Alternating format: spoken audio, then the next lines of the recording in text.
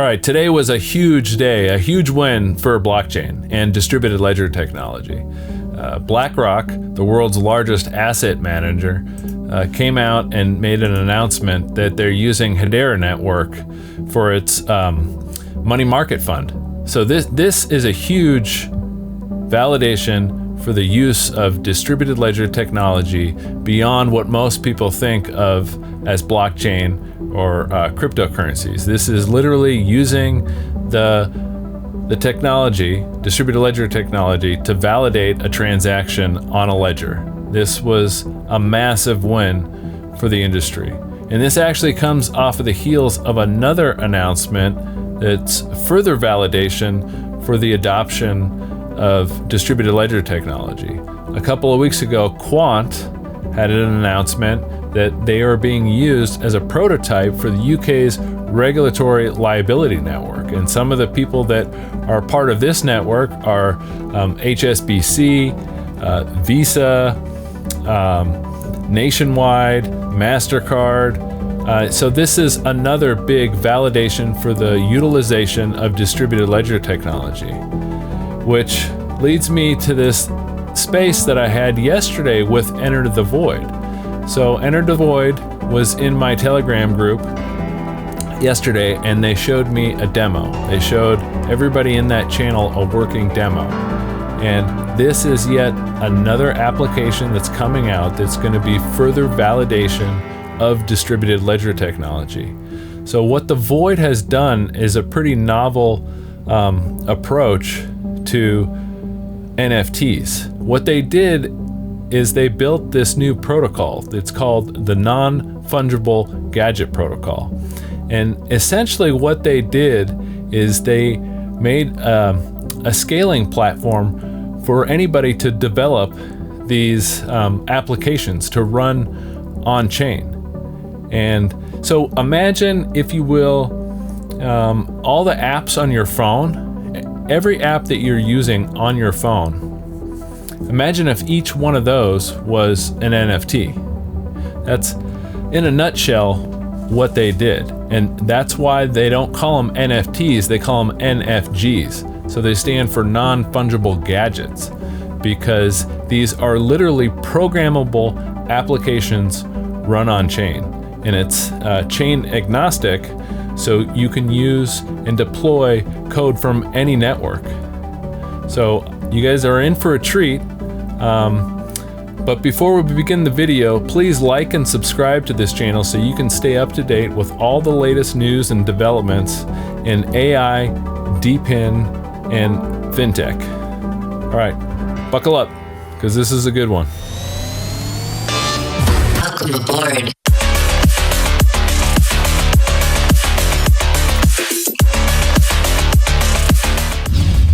All right, so we are now live and recording with CEO Eric from The Void, and we've got the CTO Tim with us. So for those unfamiliar with The Void is building a chain agnostic programmable NFT solution. That's sort of like the 2-cent version. I'll let Eric give a more detailed introduction and overview of what they've been building during we're in the bull market, but during the bear market. And you guys are in for a treat, because I saw this demo a couple of weeks ago, and I think actually we're going to see something that I haven't even seen before. So it's going to be pretty exciting. Yes, sir. It's been really great, because, and I know we had that community comment about I want to say a couple of weeks ago about saying, like, hey, we need more updates. What's going on? Are you guys still alive? And we certainly are. We're very busy. Our guys are working very hard on this, and they've been working hard on it for years at this point. Just to give a small background, what started out originally as just an idea of a next generation NFT marketplace that was doing the right thing for creators turned into something entirely different. I mean, it's kind of the definition of go all the way or don't go at all. So just a little background on the Void. Dagnum nailed the 2-cent version. I'm going to just add a couple more dimes in there, if you will. And so we are the Void. We are an NFT scaling solution. So we have a couple different aspects to what we do with the Void. The first thing is we created a protocol. And so this protocol is a standard set of definitions and rules for how different NFTs can communicate with each other and the different type of use cases and functionality, dynamic functionality that they have. So this protocol is kind of the cornerstone, the centerpiece of the Void and everything that we can do and what we do and what we're building at the Void. So we've been working very diligently on that. The second part of that is alongside that protocol, we're building an open source library of what we call data types. Data types can be kind of thought of as like Lego blocks of code. So essentially, these Lego blocks of code are modular and allow people and different developers of all backgrounds in any language, no matter what your programming discipline is, to be able to come enter the Void, utilize our protocol to create these dynamic NFT applications. Okay. So we're kind of moving away from what we traditionally understand as an NFT as just like a static data container. And we're kind of turning the concept of like a phone application on your phone into an NFT. So these are NFT applications or decentralized applications that are transferable, programmable, can be coded in any type of language that you see fit. They don't cost any money to write to the ledger in certain circumstances. So that's kind of what we can do with the protocol in the open source library. So we're building that open source library, and we have a lot of different data types currently that we've created in order to make it easy for people to deploy these different NFT applications. And then thirdly, we have like the Void business side. Okay, so these are like services that the Void's created in order to help create an environment around the protocol to make it easy for people to onboard into the ecosystem. So essentially what that is it's going to be Voidcraft, which is kind of like the creator hub where people can go and access these data types and create these different NFGs. Get to that in a minute. We have a marketplace we have a marketplace or the portal where people can actually access, buy, and sell these different NFT applications. Okay. So these are just a couple different things. Then we kind of have the private side where we can work directly one-on-one with different businesses, kind of like almost like a dev shop, but not at the same time, where if they have custom things that they want done, we can work on it with them more directly. There's someone that a lot of us in this call are probably very well aware of. I won't say any names at this time just because there's some sensitive information, but we're working with another company right now to do something really cool with one of our primary use cases that we have built out right now. So that's kind of like the Void in a nutshell, those three different buckets, but it really stems from our protocol, which is the Non-Fungible Gadget Protocol. And we call them gadgets because they have an inherent functionality or purpose to them. Not just a token. We call it an NFG, not an NFT. So they're non-fungible gadgets. That's why we have the Non-Fungible Gadget Protocol. So that's kind of the Void in the nutshell. Like I said, everything's centered around what it is that we're doing. Just to give you kind of an update on where we are, we're seethingly close to being public on a lot of different things. We have some information, like I said, that we're keeping very sensitive in regards to internal processes around what we do with our protocol. That's kind of some proprietary stuff. But other than that, we're just rocking and rolling, man. We're rocking and rolling. Yeah, man, I'm super pumped. And, to kind of circle back to some of the things that you highlighted, one of the things that blew me away right out of the gate when you first unveiled this thing a couple of years ago was just around the creator economy, right? So you've got OpenSea that pretty much leeches off of its creators. And one of the great things about what you guys are offering is, a way for these creators that craft these recipes to get royalties. And then the other thing that I found fascinating about what you guys are offering is the ability to take, existing collections. So like these apes or, like or whatever. And bring new life into them, because you can literally, turn these into something else, something new, right? It's like, it's like digital alchemy. A revival of sorts. Yeah, we and we'll show kind of not an exact example of that, but let me put it this way: like there's two paths of being a creator in our world. Is you can take your collection that you have right now, and instead of just selling your community an entire new collection and it being this, which is how the NFT space works. Like you have your base collection, and then that like isn't exciting anymore, and people need constant novelty. So those creators are like, oh, well, we got to do more. We got to do more for our community, which is a good thing. And so they sell another collection, and the community members are kind of confused because it's like, well, are you diluting the value of what we already have? It's a whole game, right? But what we did is we created a path for those people in the existing NFT market to be able to add layers of functionality on top of their existing collection. And I want to note this, without compromising the underlying security of the original asset. Okay, so that bored ape that's worth however much money now, okay, right. tens of thousands of dollars. You can do certain things with that bored ape and add that functionality to it in so many different ways without compromising the underlying security of the asset itself. So it's a very safe and customizable kind of ordeal that we have going on for that specific thing. Which is really great because we're not asking the NFT world to come over to the Void and create a whole new world over here. We're actually going to them to some extent and saying, hey, we can help you guys out. We can bring more value to you. What can we do in order to elevate your existing community and give you guys more to work with? So that is one of the aspects of something that we can do with NFGP. So it's really exciting, but the most important thing about the creator economy, as you mentioned it, is really going to be the fact that the biggest creators that have been left out of the NFT world is actually the developers.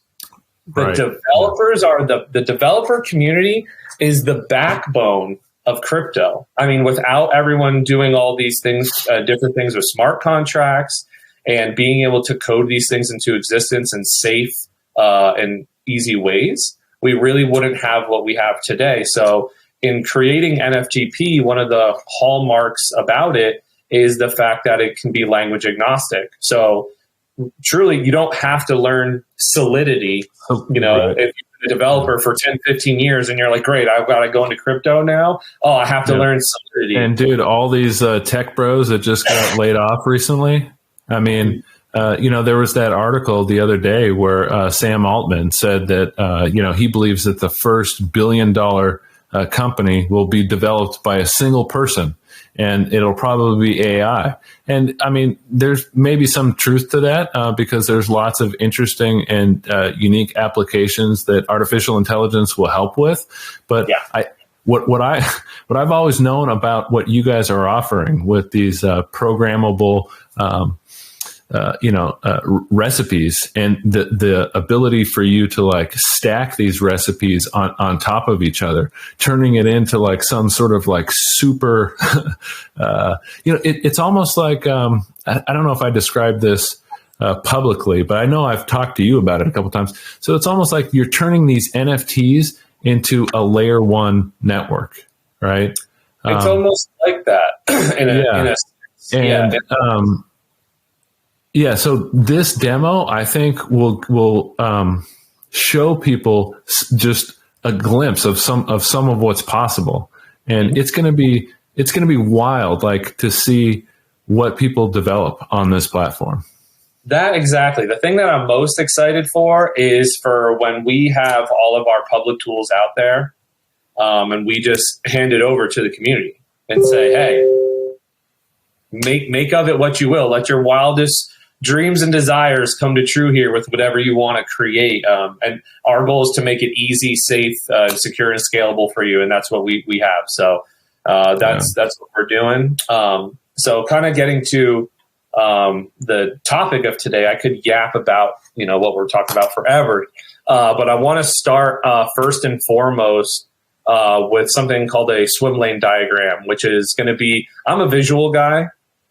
So what this swim lane diagram is going to do is kind of going to show a step-by-step from, A to Z interaction, event timeline of what it will kind of look like for one of these things to actually work in different ways.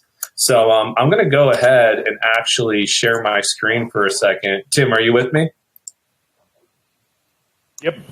All right, beautiful. By the way, this is Tim. Tim's our CTO. The guy is a madman and a genius. He is the best. We are so blessed to have him. So I first want to give a shout out to Tim real quick, just for being the man. Thank you. Yeah. So let me share my screen here. All right, Tim, I'm on the huddle. You're gonna have to move the due diligence screen here. Oh, okay. Can you see it now? Yes, sir. All right. All right. So just kind of starting from top to bottom, that's literally how this is going to work. So this is our swim lane diagram of basically a certain request that's happening all the way from the top left. It's going to go all the way down to the middle and then finish all the way on the bottom left again. Okay, so that's kind of where we're going from. All right, so it's first going to start with a request. Okay, that request could be a get a random image. It could be literally anything. It could be equip an item. It could be mint an NFT. There could be so many different reasons why you're requesting some type of action. Okay, so let's just start there. Okay, so the first thing that's going to happen, it's going to go to a REST API. And then we're going into AMQP, which is a messaging service, and it ends up here at the edge node. So these void edge nodes are kind of like the guardian nodes for the void. Okay, so I just want to pause there and say to the community, get ready, because these edge nodes are going to be something that we will be working with the community. And so get excited about that, because the opportunity to run a node is very real and coming in the future. Okay, so it goes to the void edge node first here. Okay, and now there's a couple different things that can happen. Okay, so you see there's three little buckets here in the middle. You see the void internal. Okay, so I'm going to give an example of that. That is our own internal processing of whatever custom logic or code that's being executed in this point at this time. Okay, so let's say we're trying to get a random image request, right? Now, in the void, that's going to run on our side. That logic is going to be executed, okay?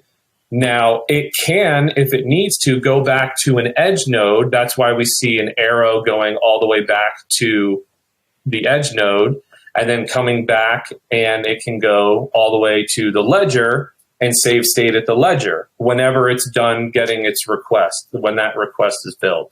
Here's the thing that I want you guys to think about here. Saving state, okay, to a ledger in almost every context costs money. Okay, it's a gas fee. Okay, processing that logic to then save state to the ledger costs money. Okay, so the way that we've configured our protocol and how we do that in all circumstances, some may require a fee dependent on what that request may be. Like if you need like rendering and it might require an AI node, then there may be something that the Void offers as a solution for that should someone decide to do it. But let's just say hypothetically, this is just a standard internal image request, right? Now we can save that to the ledger at $0. Okay, so all the processing of the logic, the saving of the state, the saving of the result to then return that request back to the original client, all will cost nothing. And so the processing of all that logic, the customization that's involved in executing that dynamic NFT is not going to cost anyone anything, and therefore it can be scalable. Okay, so what this allows us to do is a lot more customizable things. Okay, so there's a lot of stuff that can be done here on the Void side in order for us to have these things work. Now, the one example I want to show you here is this is a third party.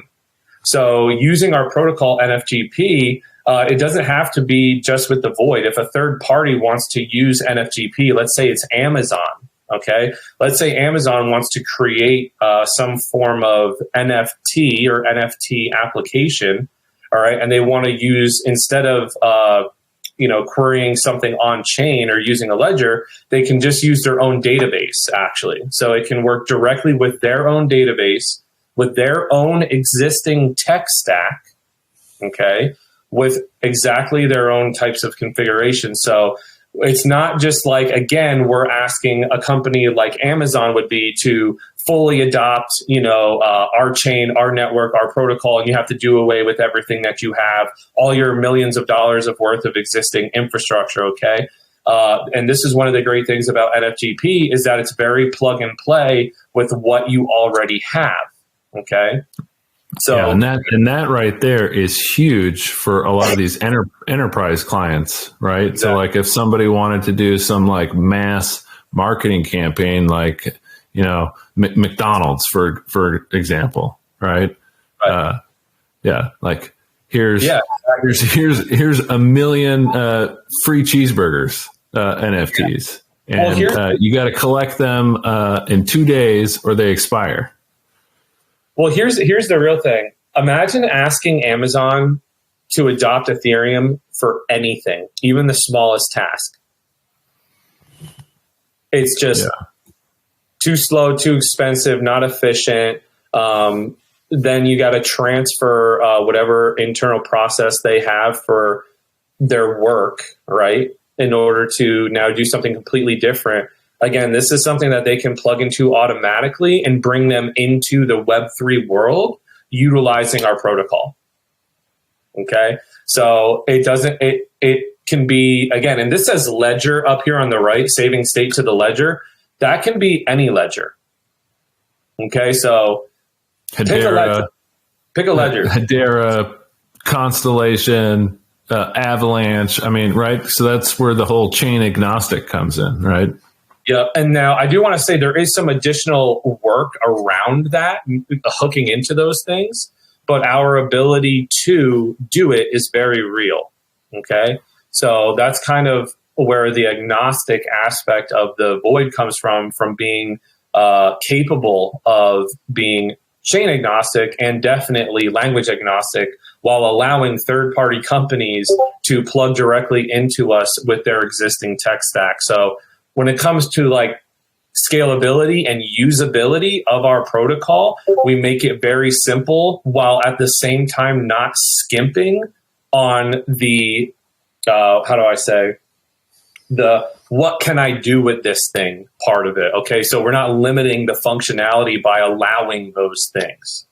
So this is kind of just, again, like a visual, kind of like a step-by-step showing people that as a request goes into our edge nodes, we can either process that request internally, depending on what those data types are, whatever that logic is that needs to be processed internally.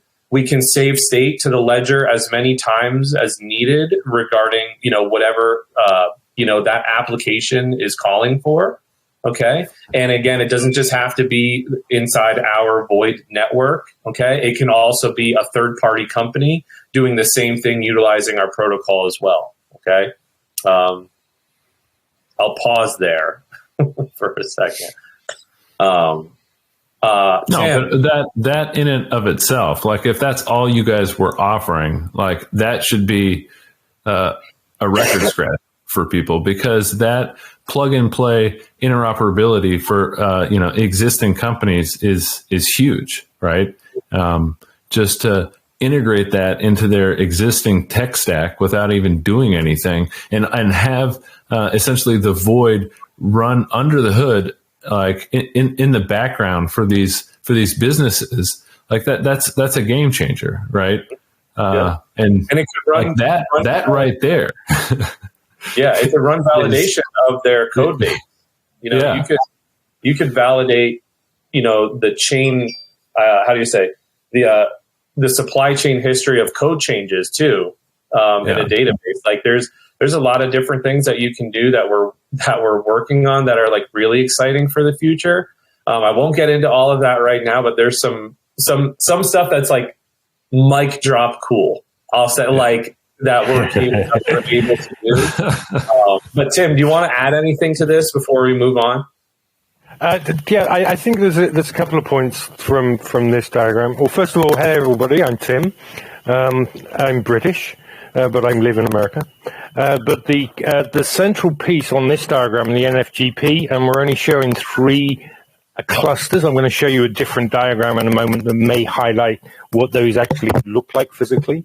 At the bottom there, where we have 2 industry standard symbols for data stores, I just wanted to point out that's per data type, not per recipe or NFG. So it is feasible and to have a single recipe that talks to multiple ledgers at the same time, or multiple data stores more accurately. So, which is incredibly useful if you think about, Amazon wanted to add the ability to purchase something with a recipe that handles payment processing. You just add the Amazon data type and it talks to its data store, and the payment processor talks to their data store. And everything is backed by the NFGP ledger. So it's all on a single ledger, but intermediary steps can work in their own little sphere, if you like. That's so insane. It is insane. It's the simple power of it all is it always gets me excited. But I will say, Tim, I think we're ready to move on to kind of what we got in store here. So I'm going to let you take it from here. I'm going to quit yapping, and I'll let you go ahead. All right. I don't have visibility on Telegram right now, so if any questions come up, can you relay them to me? The NFGP, a little bit of history. As Eric said, we started off at a more advanced marketplace than the other NFT marketplaces out there, and they were making unreasonable requests of technology. I like to describe it. And I thought, well, NFTs can't do that. There are so many limitations. So that's why we worked on and invented a new way of working with NFT-like logic in a crypto secure environment for all of the points that Eric just said. One of the ways that this is a different diagram of what you saw before, which is the swim lanes, but it highlights the fact that you can have different clusters that are glued together using NFGP. So each cluster will talk NFGP between clusters. If you notice here, translating from this diagram, we have the edge events here, which are the community nodes. They get fed into the void events, which are many of the internal void mechanisms, and also the bulk of the standard data type library processing. So the reason why you have 2 nodes here, and the implications of that, is that you only ever see a single transaction as a user that hits the edge, which may spawn 15 or 20 internal events in the internal queue and the void events cluster, but it may also reach out to the other third-party clusters, all who are talking NFGP. The important thing is that from you, if there was any charges or status updates required, you only have to deal with 1 transaction, but the ledger will record all of the transactions if you wanted to go into painstaking detail. Okay, I'm going to flash something up now just to because Andy, I don't know if he's joined, but that's our. You saw that, right? Yeah. That's our super secret website. This is my website because it's ugly. Super. Yeah, everyone's going to pause the video like at that point. Yeah, I know. I think that was enough. So what I have here is a test harness, is an engineering test harness. It's going to show you 3 demos. I'm going to show you the equivalent of a ape in NFGP. I'm going to introduce you to some of the triggers and how we handle interactions between data types with event triggering. And then I'm going to show you a pretty complex multi-NFT application, which is, I haven't shown Dagnum, and I hinted at it earlier today, but that will bring everything together. So let's talk about NFGP to begin with. Okay. I'm going to use this thing we have set up here. I'm not going to enter a key because you buggers are going to pause at that as well. Anyway, so this is an NFGP document. It's the simplest description. It's empty fields, but that is the basic. This is what NFGP is. So it describes a series of data points and event hooks, which are triggers, to build up a recipe or an NFG with data types which go in here. So the ingredients. So this is empty at the moment, but this is base NFG code. So we have 3 events from base code, and everything else I think is fairly self-descriptive. We're describing what this is, what its symbol is, and things like that. And real quick, like for those people that don't know anything about coding, are these data type libraries going to be like plug and play? So like, somebody like me, like that doesn't know really anything about coding, but maybe I've got an idea about how to use an application. What you would do this is very early, this isn't probably what it's going to look like, but you can select a data type from here, say you want a minimum supply. So minimum supply is a data type that ensures there are X number of NFGs of this type on the ledger. So if you've got a minimum supply of 10 and somebody burns one, this will ensure that another NFG is minted, for example. And you don't need to know how I do that. You just need to drag that in. Yeah. Say, I want one of those, and I want always to have 100 NFTs on the ledger. Amazing. Yeah. That's what you would do. I'm going to get into some code for some engineers that are on the call, but yeah. That's great too. Because like what Eric and I were talking about earlier, this is really a developer's wet dream right here. Because just the type of applications that are going to happen on this platform, I think are going to be mind blowing. And I'm not kidding. I really think that this platform has a shot at somebody creating that first $1 billion company or application. Well, I'd love to see it.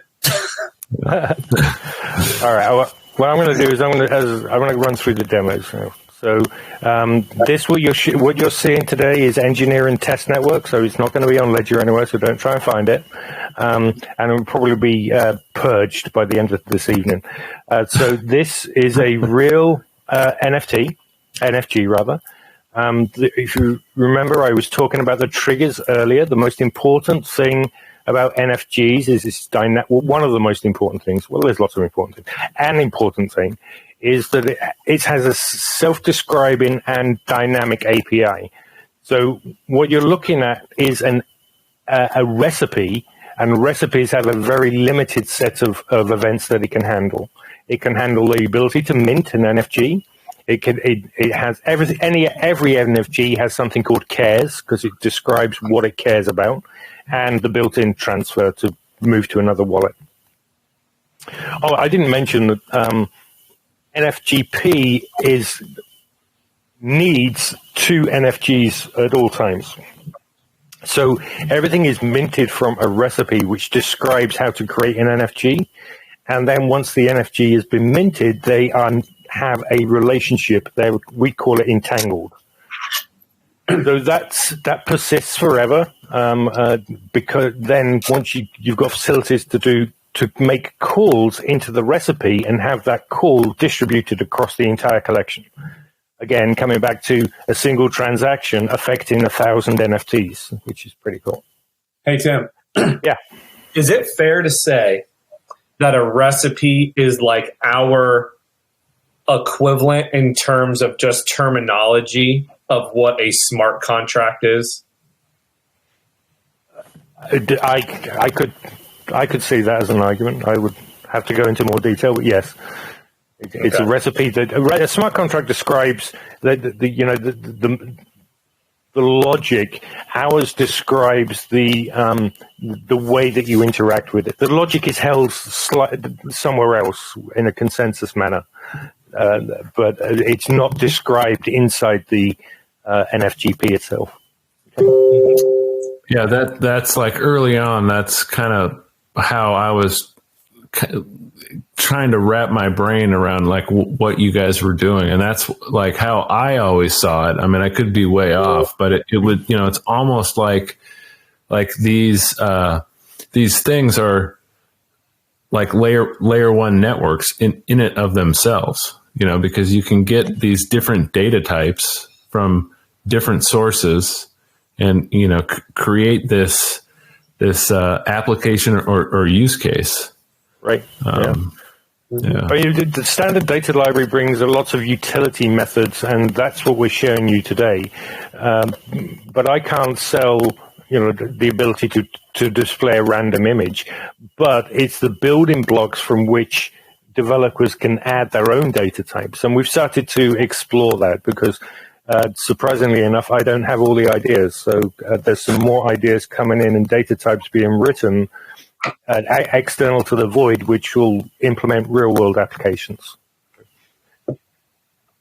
So let me quickly go over this NFGP document. There's an identification section. One to note here is that this is a recipe, not an NFG. Recipes are NFGs, but they're a particular type of NFG. Recipes can be traded, they can be burnt. Everything that you can do with an NFG, you can do with a recipe. But recipes are special because they have special privileges, meaning that you can program them to have not control, but access to all the entire collection. So this is the ingredients. So this is where the recipe and the ingredients, come together, and I wear my chef's hat. So we have a couple of ingredients in this simple NFT. Simple ape NFG.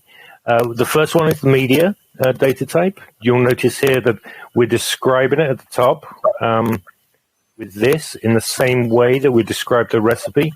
The difference here that we're including a version, and versioning is done, as I said, with source code consensus inside the Void, and the version is very key to be able to identify which version of the data type to load and verify.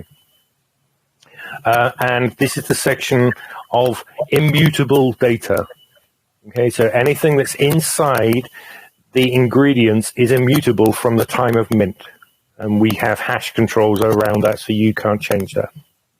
Okay. The second recipe is here. The second data type is here.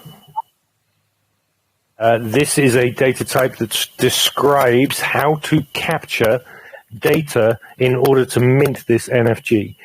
It was originally set up to drive a UI, which you're going to see when I press the mint button. But it's a little bit out of date now. But this NFG description, the Voidcraft API description, is now going to probably move to a different location to have the data types describe their own data needs. At the moment, it's external, so it's a little bit clunky. We're also going to use a standard for describing the parameters. We're looking at Open API, and we think that we're going to go that way. I like using standards because it cuts out a lot of work for me. So And I can blame somebody else if the standard doesn't work, right? Yes, sir. So that was the ingredients. So displayed all the data types as ingredients in the recipe. This next section is the piece I want to describe next.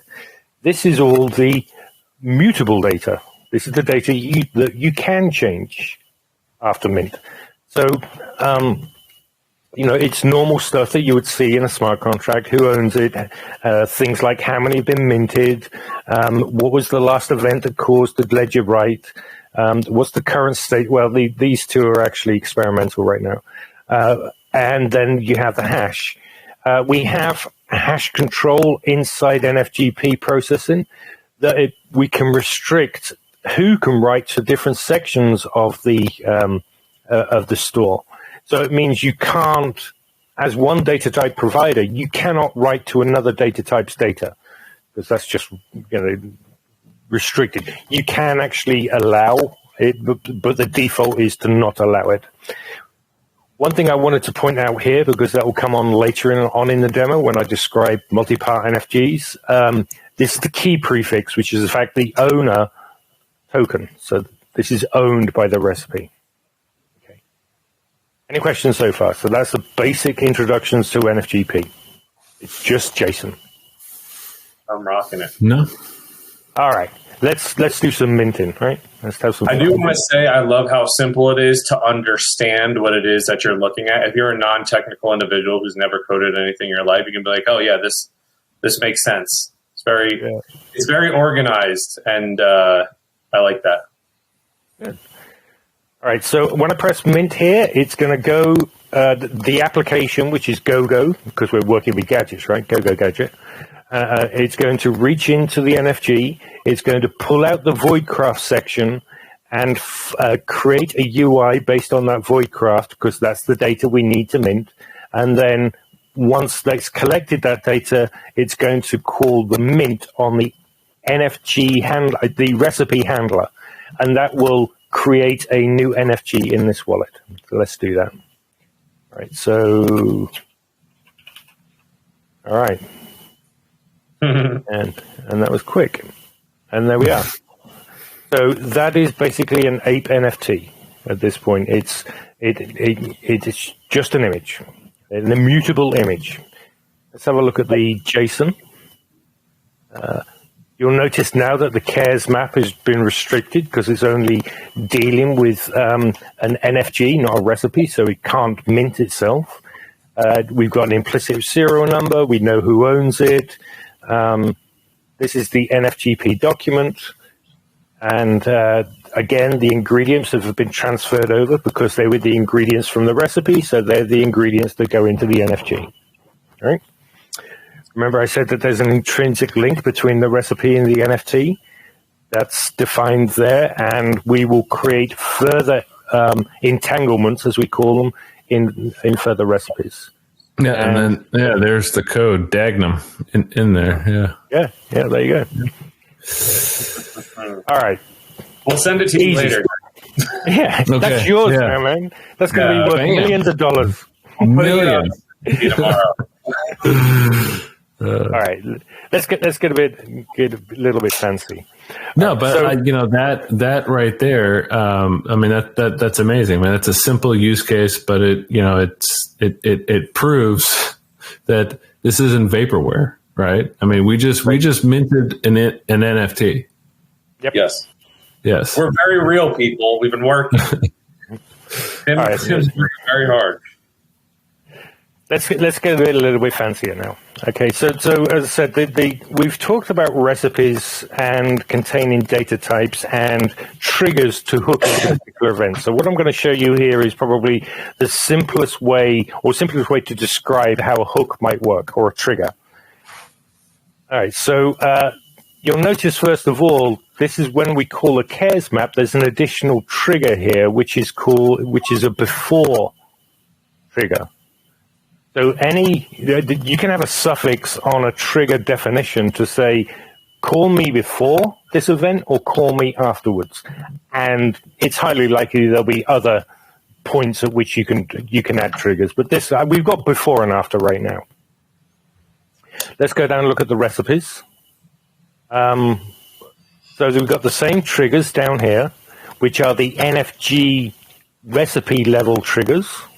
We talked about those in the previous one. But here we've got a new ingredient called random image. Very simple, but it has a before trigger, which is telling NFGP, before you mint an NFG with this recipe, you better call me and let me get a look in to see what I'm going to do.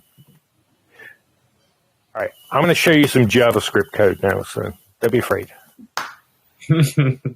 That's the entirety of that handler for random image. Okay. So what we're doing is NFGP will work out, because of the definition, that it needs to call that. It will create a new ingredient dynamically, which in this case is the media craft, the media data type. And then it will pass an instruction back to NFGP to say, please add this ingredient. So this is happening. This was not in the recipe. This is a hook that was called by NFGP during the mint process and allows you to hook in and create ingredients dynamically. And so you would get a notification before this mint happened, and then you're approving it, correct? You can do that. You can block the mint until you get approval. Yeah. So would this be like, am I off thinking? Like, so like, let's say if I set up some sort of recipe to have Eric, borrow my car, and then he minted it, and then I would get the notification, and then so I could approve or deny like Eric access to my car. Yeah. I don't think it would be on a mint. I think it would be like open door. So you'd have your data type for door access, and you would hook in to say, get Dagnum's approval before doing any of that. And we can come on to wildstars as well, because the next demo has wildcard hooks. So that would be a better example. Yeah. So you want for example, and you want to be able to authorize any action. And so whatever Eric decides to do, which sounds very sensible, by the way. And then so that would be where a wildcard event would come in. All right.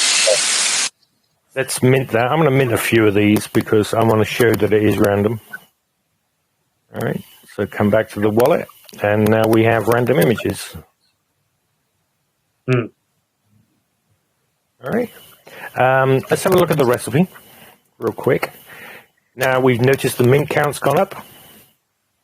So, for example, the one I showed earlier about min, what was it? Min mint. Then you could automatically, from one mint, you press the mint button, and mint would say, "Oh, I need 10 of these," so it would automatically mint 10 of them. It would automatically mint you 10 random. Yeah. Media. Yep. And so that's just stacking data types. Yep. We just add mint into this, and it will hook into mint after and say, "Oh, what's the current mint count? It's 5. My mint is 10. Send myself a mint event." Mm-hmm. You can see where, like, if you'd mint in 10,000 NFTs, that would be useful. And I would just say, Dagnum, I like what you're thinking about, because these data types can be very simple, but when combined together or used for certain things, they can be done to do anything. Door access to your vehicle. If you're doing like a rideshare business, right? Yeah. You leave your car somewhere and you want to create an app that you can give permissioned access to your car utilizing like something like this, is like, that's possible and scalable. Yeah. But I mean, that's crazy. You can never do it on Ethereum. I just want to say that. I love them and the network and everything they do, but it would be, I don't want to say never, it just wouldn't work very well. It would work very, very slowly and be very expensive. There you go. That's what I mean by that. I don't want to piss off anybody. I apologize. No, I think it's a Well, I mean, it just it wouldn't even be practical. No, it wouldn't. Yeah. But go ahead, Tim. Sorry for cutting you off. That's okay. So this is the final demo that I'm going to show you, and it's the bit of an involved one. So this is going to show more of entangled NFGs and how they collaborate together. So what we have, these are contrived, by the way. I'm not proposing that we sell a media player, but it just shows you an example in a familiar demo environment. So we have two recipes. One is a media player, and one is a piece of video. You can imagine that you could sell media players, or you could sell pieces of video or pieces of music in the same way that you could sell JPEGs. You can sell an MP3 file, an MP4 file. So let's mix a couple of those up. So yeah, like an artist could drop a track, or they could have a specific collection that had the track and the video attached to it, right? Yeah. Yep. These images that I'm using, they come from the Voidager artwork that Andy's done. All of the demos that I have in this platform have images associated with them because it's easier to demo that way. In the real world, images are optional, and that, I think that blows people's minds that we're creating NFTs with no images. It's nuts. It's like the event is the really important thing, not the photo. That's right. Yeah. So I'm going to open up this.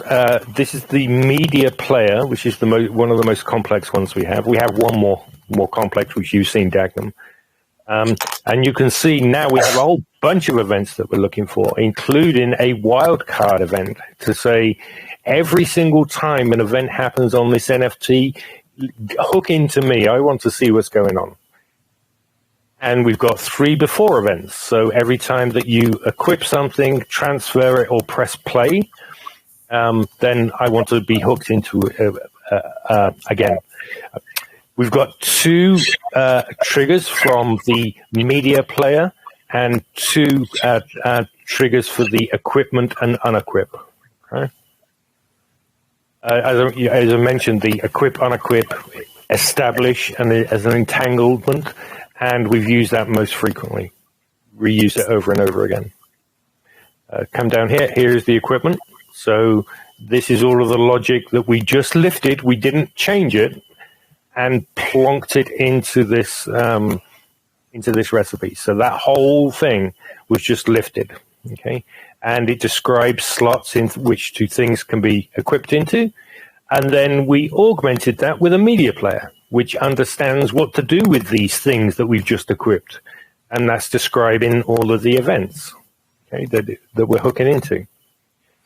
Again, this is NFGP speak, to be able to reach in and grab hold of a particular handler, and it's version controlled there. So, if we come up with a new version and given the recipe's authority to change the underlying ingredients, then, we can upgrade any particular data type. And all this equipment that you're showing with, different functions, this is where you can turn in like a Bored Ape into something way more, right? Right.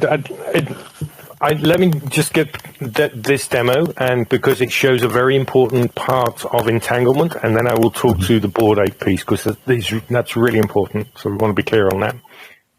No, wrong page. All right. So we have these 2 NFTs, or NFGs rather, in this wallet. We have a player and we have a piece of media. On the player, it has the ability to equip something. So we have it scanned the wallet, and we have this media. All right, now that's equipped. So that's like plonking a cassette tape into a boombox, is the way that it's been described. Okay, So now we've got the image displayed on the chest to indicate that that's been now equipped. So we want to start playing. So let's start playing. Now what's going to happen here is that, well, what's happened is that the two NFTs are now entangled, and they let me actually show that. That's quite important. So I'm going to come down to, I'm sorry I'm jumping about so much, but I'm getting to the point which I think is most interesting.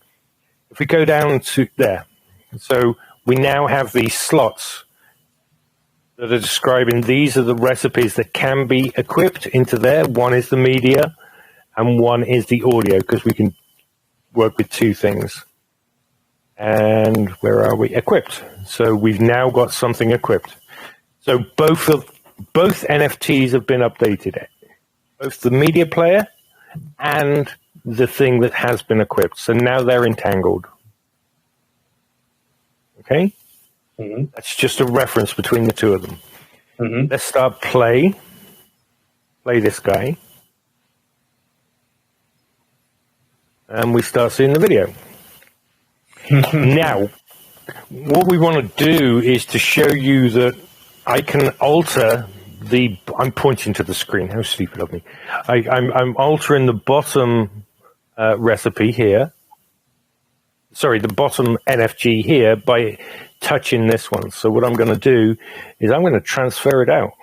I don't want this anymore. I'm going to move it to a different wallet. Oh, I'm going to move it to a different wallet. There we go.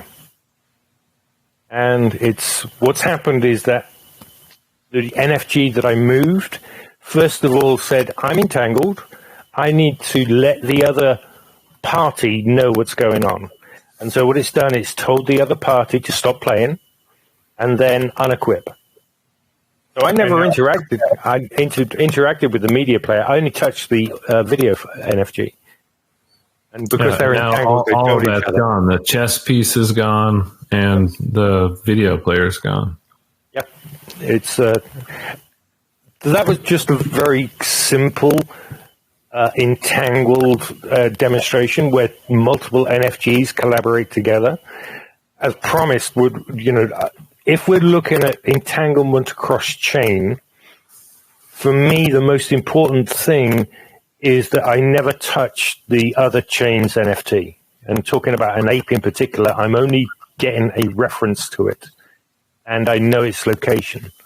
If that location changes, then the entanglement breaks on our side. We don't touch the Ethereum side, we break it on our side. And that's a safety feature.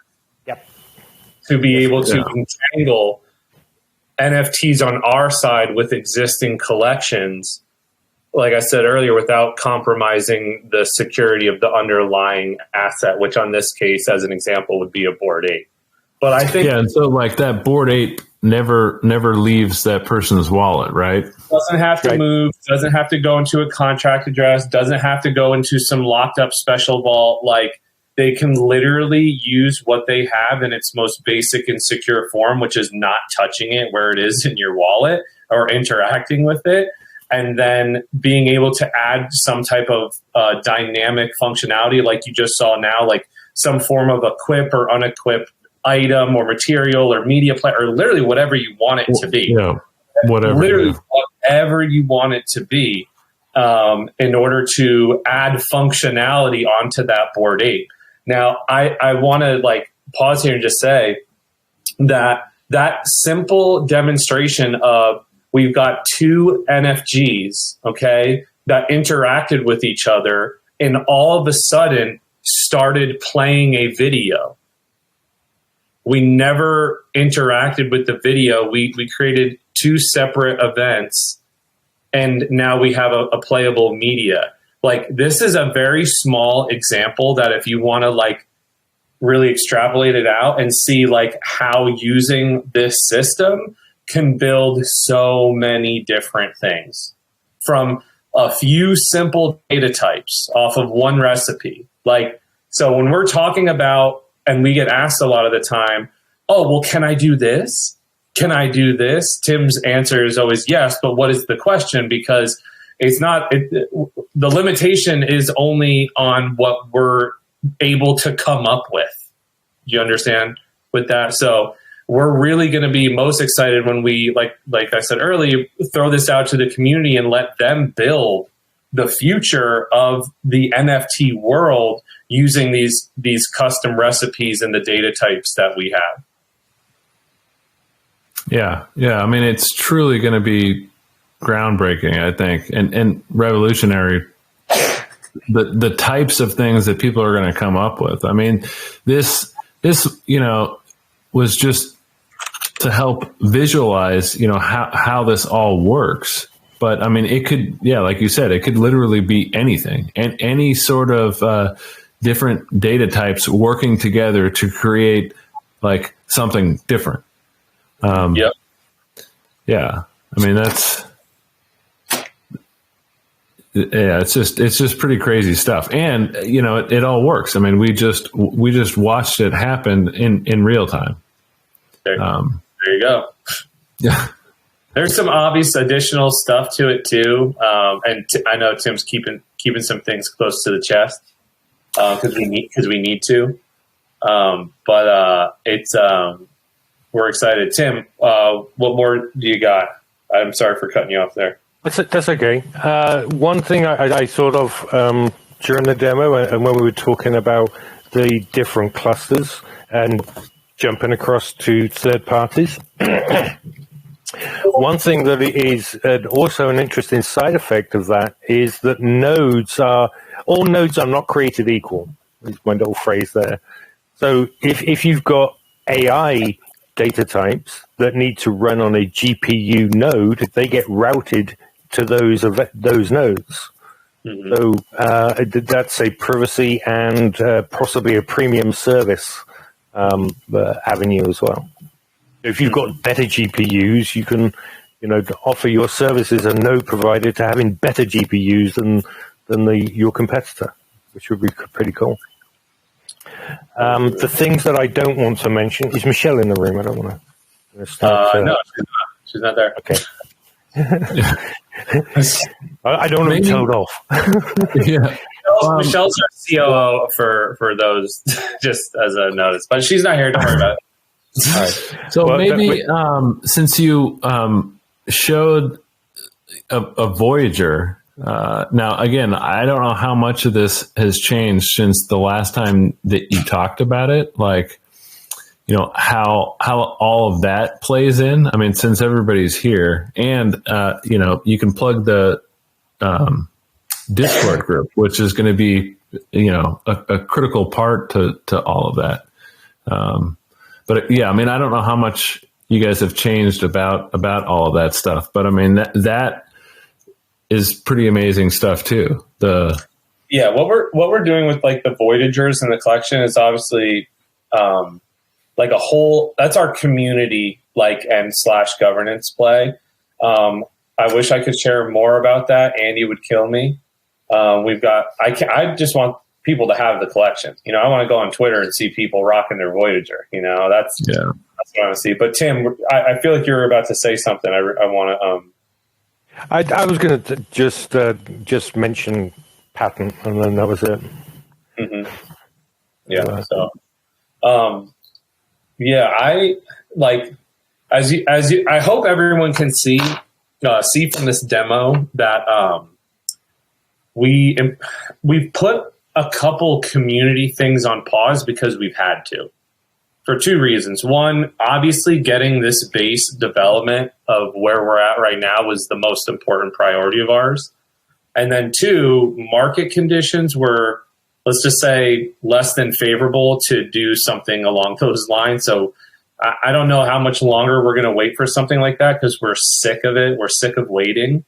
The market's not terrible right now. There's some good engagement and things like that. But obviously, could it be what it was 2 years ago? I think everyone would love that.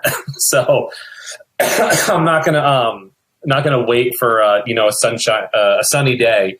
Not waiting for one single sunny day to just get ourselves out there with certain things like that. But I will say that we are ramping up back into more of our community initiatives. We've got some great stuff that we're doing with 30 Press, which I know some of you are probably familiar with. in regards to the voidagers and governance and things along those lines. So, but I'm really glad that we had this call and that we recorded it, because it really very clearly demonstrates what it is we're actually doing. Instead of just us saying it again and again and again, you guys can actually see for yourself a couple different examples of different recipes with different data types and how all that stuff actually plays out in different ways, right? Not just with the void, or even capable with a different third party, such as a company like Amazon, across different types of node clusters too, which I think is really remarkable. So that stuff I'm really excited for, to see how that goes. I think we've been caught in a bit of a difficult situation concerning how to describe NFGP, because as soon as you mention NFGP as a form of NFT, everybody moves to apes, and that's their only reference of what NFTs are.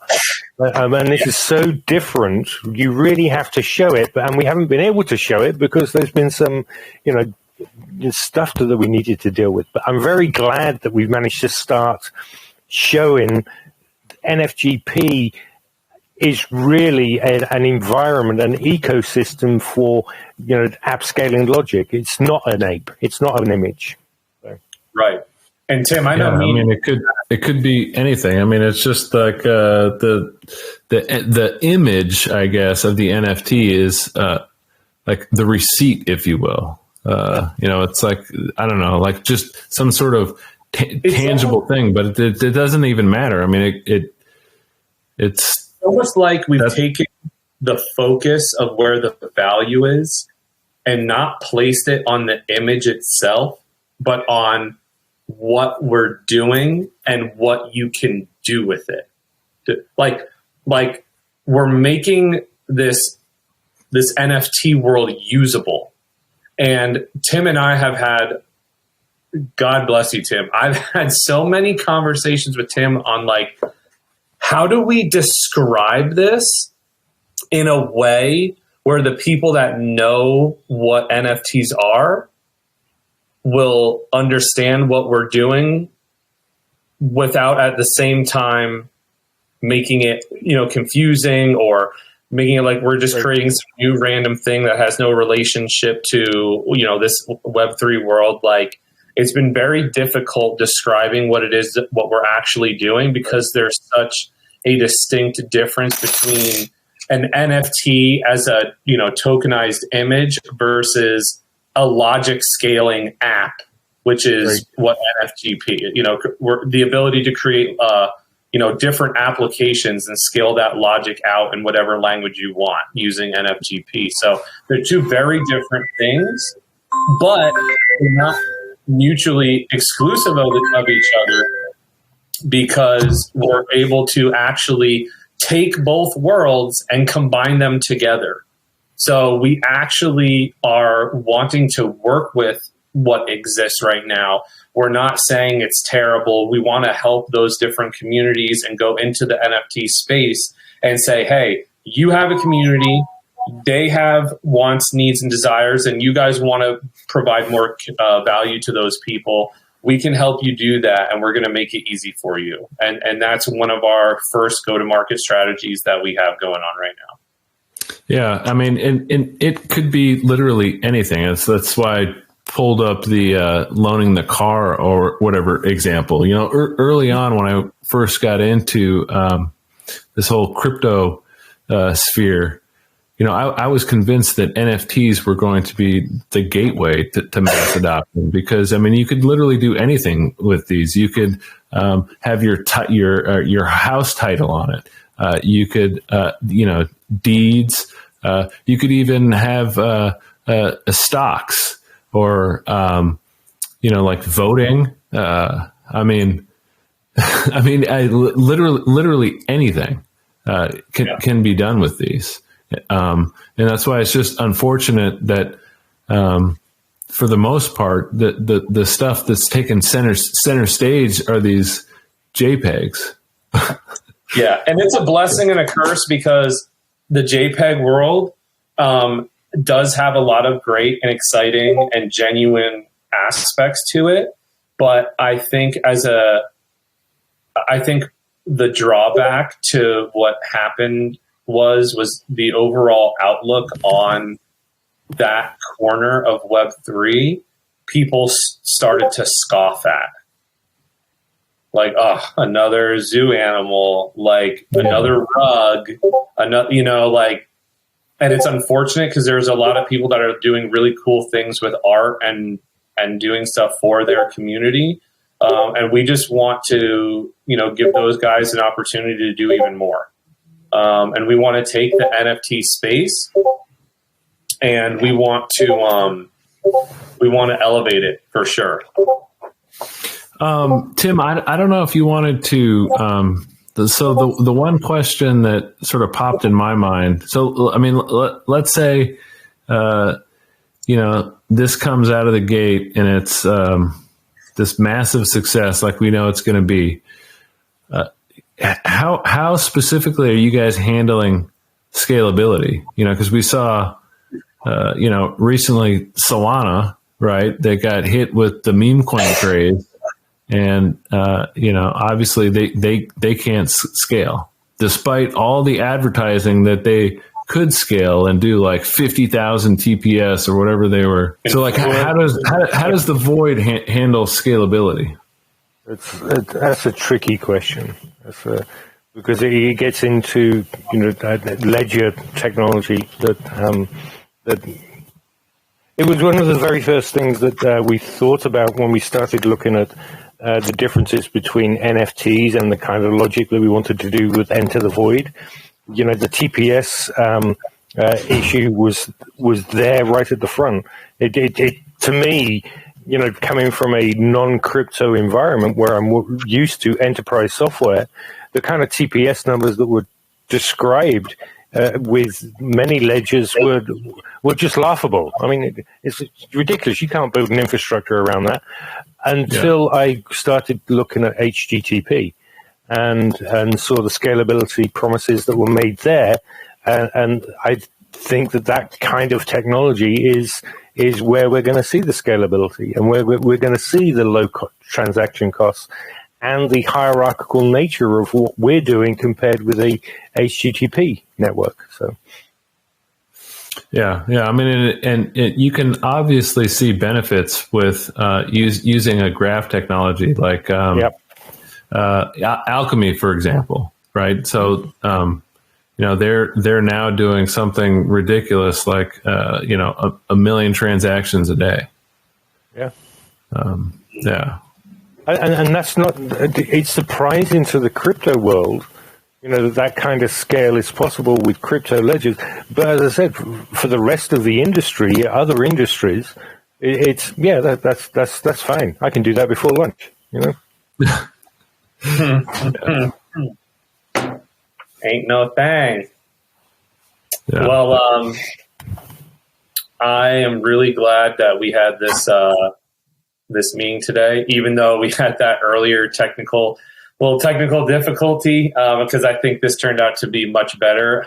It allowed us to actually do a visual demonstration instead of just, here's a photo, let me talk to the photo, which not very exciting. This allowed it to get really more down and dirty into the details. So I want to thank you, Tim, because I know it's a little late by you. That's fine. So I want to thank you for staying on with us, and Dagnum for setting up the time for us to speak and everything that you do for everyone around the community. So you have any questions? Any last thoughts? Or I mean, that was great. I mean, yeah, and I agree. I think this format was way better than to just talk about it, so everybody can actually see it in action. I was just going to mention what we actually saw tonight was a huddle in Slack being screen shared on Eric's machine from my machine. So it was quite involved, but we've got to get done.